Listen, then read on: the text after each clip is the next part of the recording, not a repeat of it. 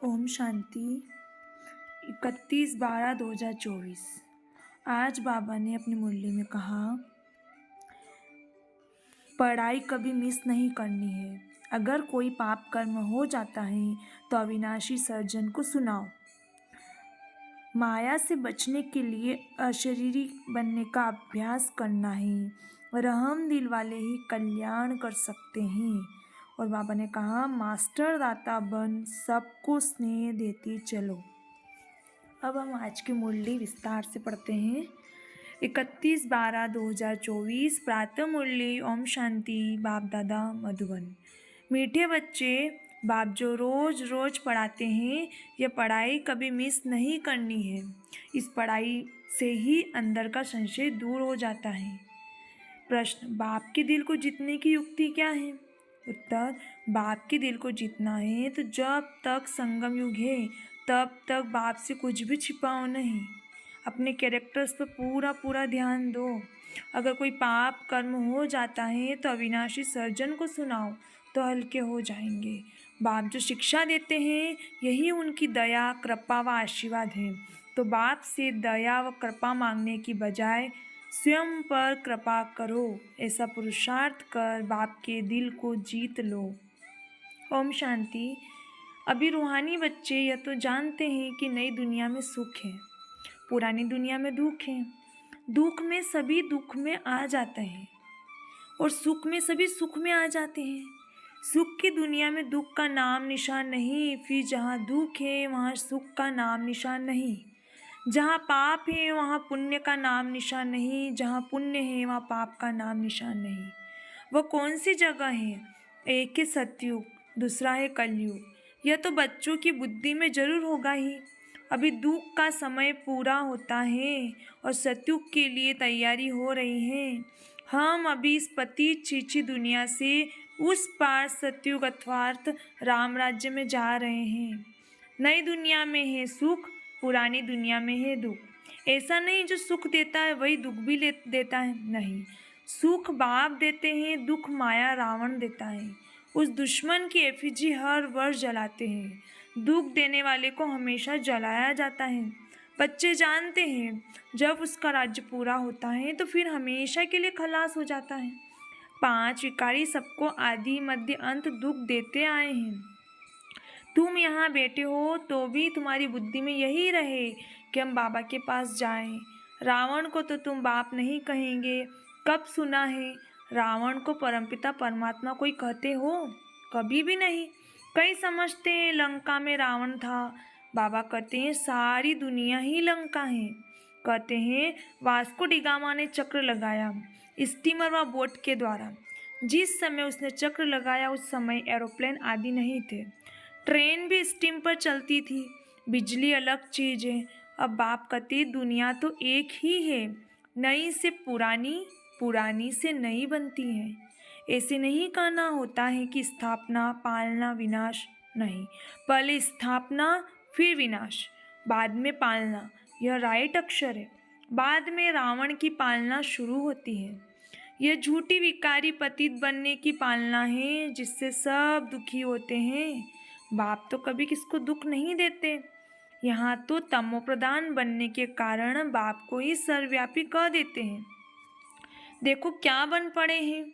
ये तो तुम बच्चों को चलते फिरते बुद्धि में रहना चाहिए तो बहुत सहज, सिर्फ अल्फ की बात है। मुसलमान लोग भी कहते हैं उठकर अल्लाह को याद करो। खुद भी सवेरे उठते हैं। वह कहते अल्लाह व खुदा को याद करो। तुम कहेंगे बाप को याद करो। बाबा अक्षर बहुत मीठा है। अल्लाह करने से वर्षा याद नहीं आएगा, बाबा कहने से वर्षा याद आ जाता है। मुसलमान लोग बाप नहीं कहते हैं, वह फिर अल्लाह मियाँ कहते हैं, मियाँ बीवी। यह सभी अक्षर भारत में है। परमपिता परमात्मा कहने से ही शिवलिंग याद आ जाएगा।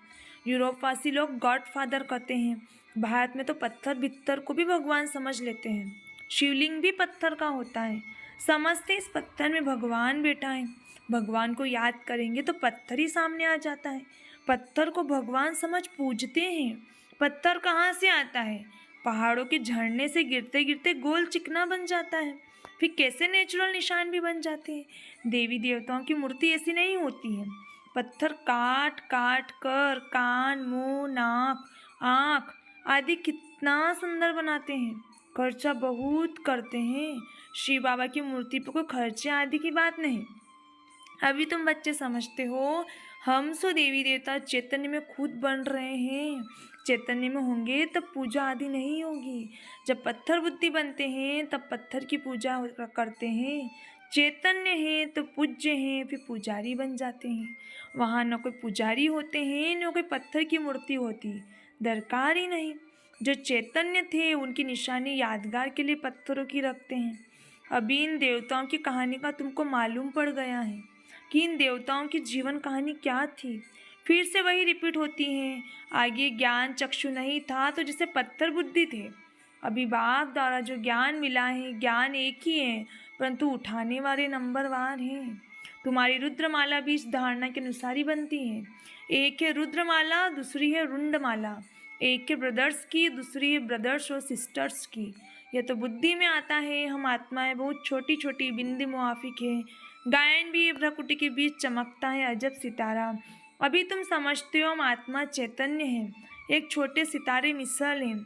फिर जब गर्भ में आते हैं तो पहले कितना छोटा पिंड होता है, फिर कितना बड़ा हो जाता है। वही आत्मा अपने शरीर द्वारा अविनाशी पाठ बजाती है। इस शरीर को फिर सब याद करने लग पड़ते हैं। यह शरीर ही अच्छा बुरा होने के कारण सबको आकर्षित करता है।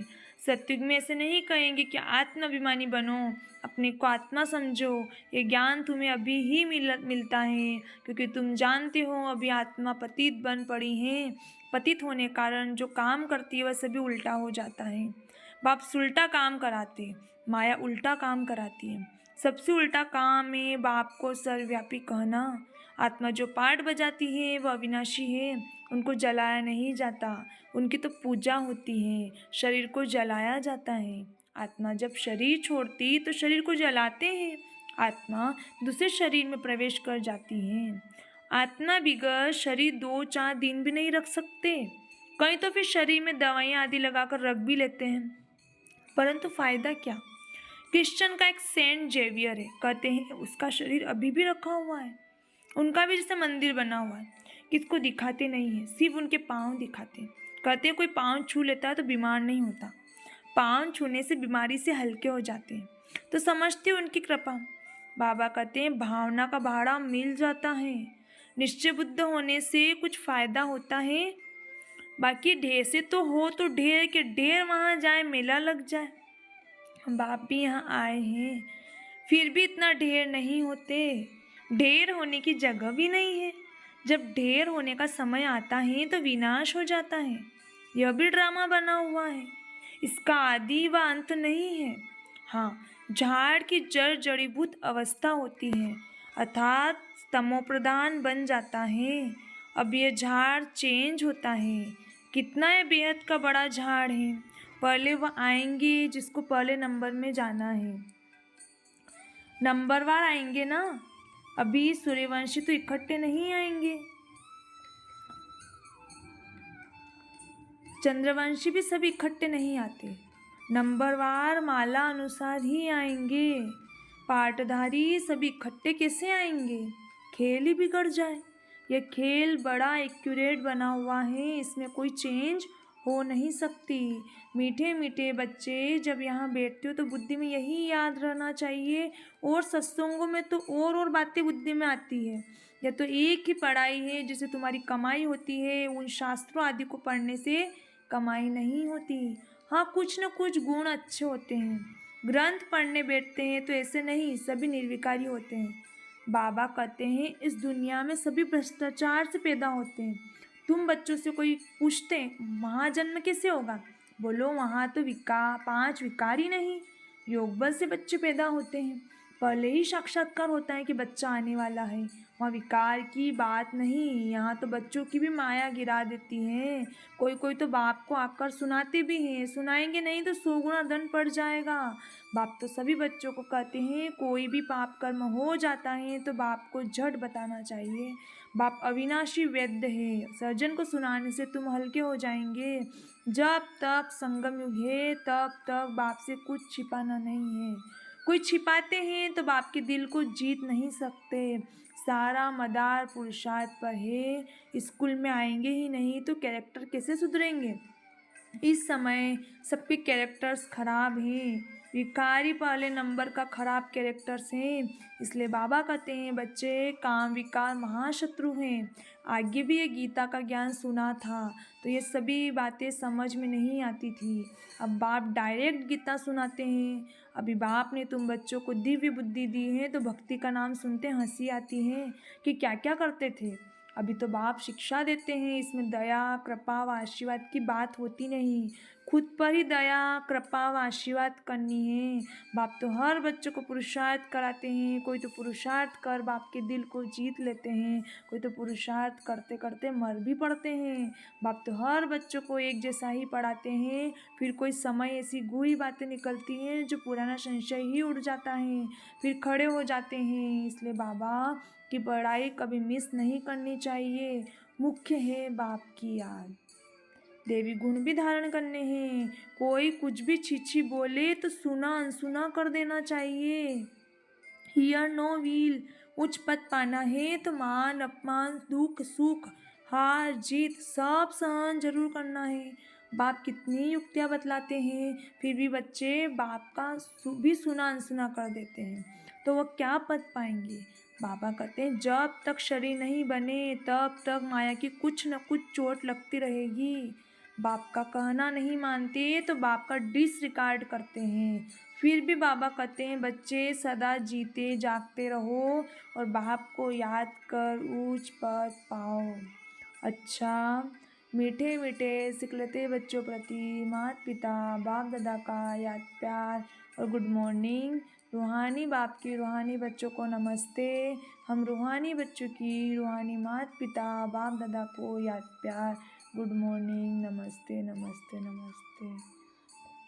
शुक्रिया बाबा शुक्रिया। धारणा के लिए मुख्य सार, कोई भी उल्टी सुल्टी बातें करे तो सुना अनसुना कर देना है। Hear no evil. दुख सुख मान अपमान सब कुछ सहन करना है। बाप जो सुनाते हैं उसे कभी सुना अनसुना कर बाप का डिसरिगार्ड नहीं करना है। माया की चोट से बचने के लिए अशरीर रहने का अभ्यास जरूर करना है। वरदान, बाप समान रहम दिल बन सबको क्षमा कर स्नेह देने वाले मास्टर दाता भव। जैसे बाप को रहम दिल मर्सीफुल कहते हैं ऐसे आप बच्चे भी मास्टर रहम दिल हो। जो रहम दिल है वही कल्याण कर सकते हैं और कल्याण करने वालों को भी क्षमा कर सकते हैं। वह मास्टर स्नेह के सागर होते हैं। उनके पास स्नेह के बिना और कुछ है ही नहीं। वर्तमान समय संपत्ति से भी ज़्यादा स्नेह की आवश्यकता है। इसलिए मास्टर दाता बन सबको स्नेह देते चलो, कोई भी खाली हाथ न जाए। स्लोगन, त्रिपुरुषार्थी बनने की चाहना हो तो जहाँ चाह है वहाँ राह मिल जाएगी। त्रिपुरुषार्थी बनने की चाहना हो तो जहाँ चाह वहाँ राह मिल जाएगी। अच्छा, ओम शांति ओम शांति।